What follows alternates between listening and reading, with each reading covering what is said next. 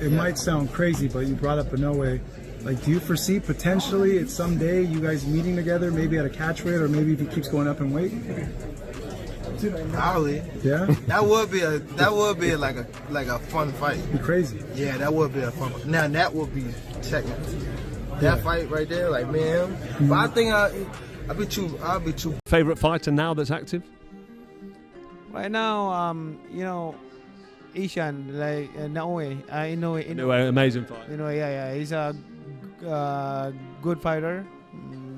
And I hope that he will accomplish in different weight division also. Any possibility that you would go back in the ring and fight someone like a Tank Davis? If he wants, and if he come up to 147, then we can fight. He can't meet you at 140? 145 maybe. Some matchups live in the comments section. Others live in your head. Naoya Inoue versus Gervonta Tank Davis isn't just fantasy matchmaking. It's a mental loop. A stylistic fever dream. The kind of hypothetical that won't let you go. Two undefeated forces. Two completely different blueprints. One collision course. Inoue, the monster from Japan, fights like a computer with a mean streak. Precision over pressure. Timing over power. Davis, Baltimore's tank, brings storm and silence.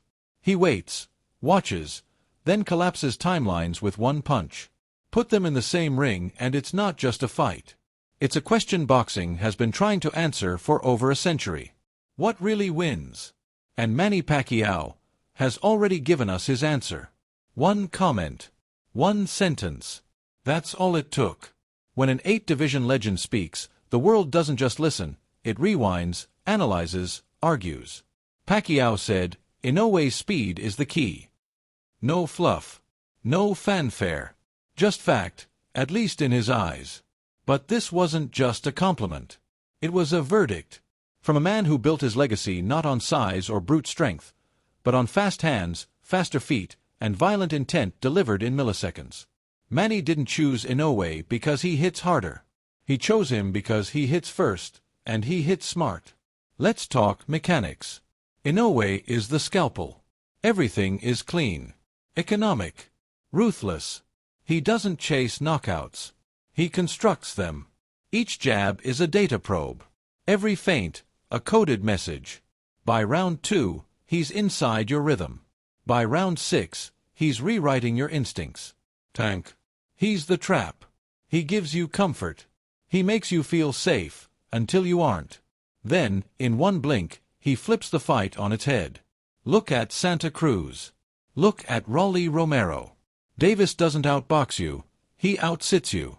He waits for your moment, then uses it against you. It's reactive power versus proactive precision. This isn't just Japan versus the US. It's not 122 versus 135. It's two philosophies clashing at full speed. Inoue is controlled aggression. His pressure doesn't come from volume, it comes from inevitability. He closes distance like a ghost, then punishes hesitation with speed disguised as thought. Gervonta Davis and Inoue? Inoue. Why is that? Why does Inoue beat Gervonta? They could have figured out a fight. Inoue is fast. Inoue's fast. Inoue is fast. Is Gervonta part of your plans down the future? Remember, in boxing,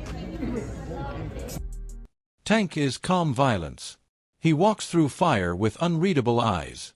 Not because he likes pain, but because he knows the moment you overcommit, he'll end you. That's why this fantasy is so compelling. It isn't just fists. It's a chess match with explosives. When Pacquiao says, speed is the key, he's not just talking about footwork or hand velocity. He's talking about something deeper. Timing.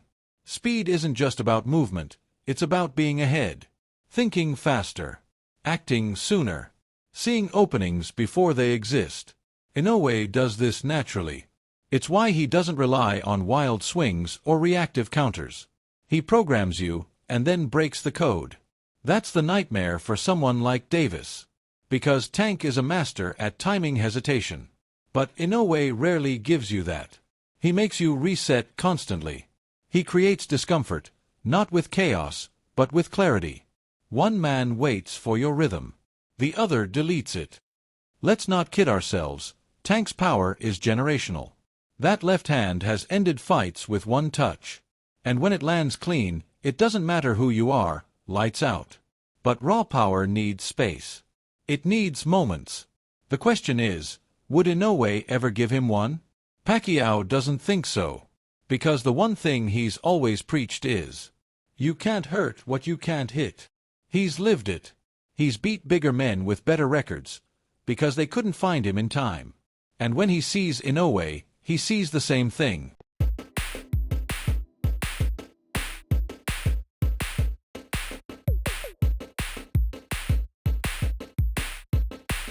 A smaller fighter who doesn't shrink, he sharpens.